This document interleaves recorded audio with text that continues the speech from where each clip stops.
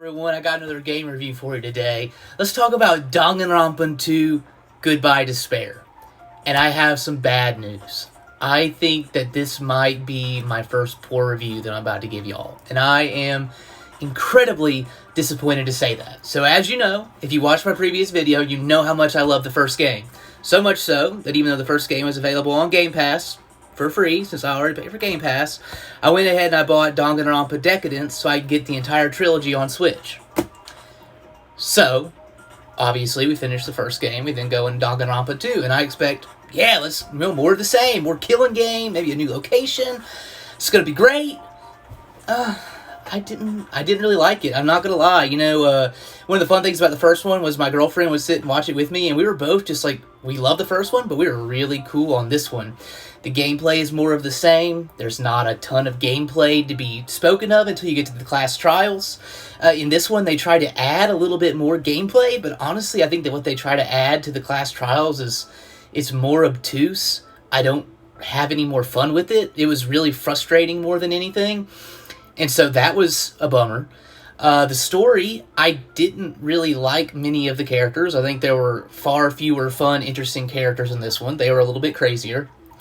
We would randomly get incredibly pervy.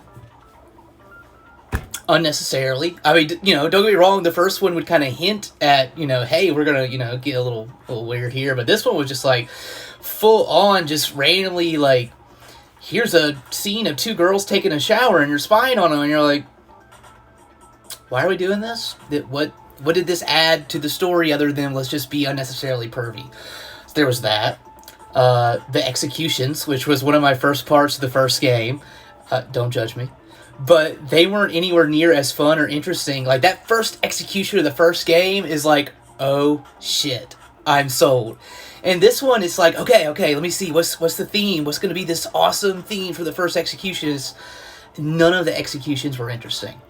The story wasn't as good. It was more of the same. You get a killing game. Monokuma was there, controlling everything, and that was it. There wasn't anything new that was fun or interesting, and it wasn't even more of the same in a good way. It was more of the same, but in a boring way. So, if you really love the first game like I did, play it because, I'm going to play through the whole trilogy. I'm really hoping the third game can salvage this because I've heard so much about the trilogy and I was really excited about it. So I really want to go out on a good note. So we'll see. Of course, I'll let y'all know. But only play this one if you've played the first one and you loved it. And please, oh please, do not let this be your first Danganronpa game. Go play the first one first. Check it out on Game Pass because it's free and go from there. See y'all.